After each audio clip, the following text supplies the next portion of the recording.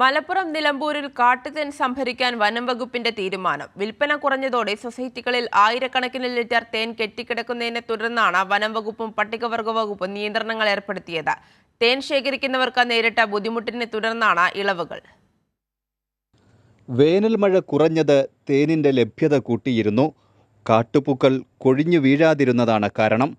പക്ഷേ ശേഖരിക്കുന്ന തേൻ സംഭരിക്കാൻ സംവിധാനമുണ്ടായിരുന്നില്ല. ഇത് പരമ്പരാഗതമായി തേൻ ശേഖരിച്ചിരുന്ന ആദിവാസി യുവാക്കളെ പ്രതിസന്ധിയിലാക്കി. പ്രശ്നം കണക്കിലെടുത്ത് വനം വകുപ്പും പട്ടികവർഗ വകുപ്പും ഇളവുകൾ നൽകിയിട്ടുണ്ട്. ലഭിക്കുന്ന മുഴുവൻ തേനും സംഭരിക്കാനാണ് തീരുമാനം. ലോക്കലിലെ ഇപ്പോൾ നമുക്ക് തേൻ എടുക്കാനുള്ള ഒരു തീരുമാനം ഉണ്ടായിട്ടുണ്ട്. അതായത് പ്രത്യേകിച്ച് നമ്മുടെ ആദിവാസികൾ കൂടുതലുള്ള മേഖലകൾ, അതായത് വാണിയമ്പുഴ, നെല്ലിക്കുത്ത്, അതുപോലെ തന്നെ പാലക്കയം, ചെമ്പ്ര, ഈ മേഖലകളിൽ ഇപ്പോൾ ഇനി തേൻ സീസൺ നമുക്ക് ഇപ്പോൾ ഏകദേശം കഴിഞ്ഞു. പക്ഷേ തേൻ ഇനി കിട്ടുന്നവരെ തേൻ നമുക്ക് എടുക്കാനുള്ള ഒരു തീരുമാനമായിട്ടുണ്ട്. അതിനുള്ള ഡയറക്ഷൻ ലോക്കൽ VSSക്ക് കൊടുത്തിട്ടുണ്ട്.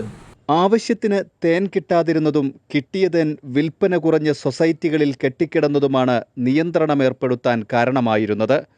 കുറഞ്ഞ വിലയ്ക്ക് വളർത്തു തേൻ ലഭിക്കുന്നതിനാലാണ് കാട്ടുതേനിൻ്റെ ഡിമാൻഡ് കുറഞ്ഞത്. സംസ്ഥാനത്തെ പ്രമുഖ വൈദ്യശാലകൾ ഉൾപ്പെടെ മരുന്നുകൾക്കും മറ്റുമായി നിലമ്പൂരിൽ നിന്നാണ് കാട്ടുതേൻ വാങ്ങിയിരുന്നത്. കൈരളി ന്യൂസ്, മലപ്പുറം.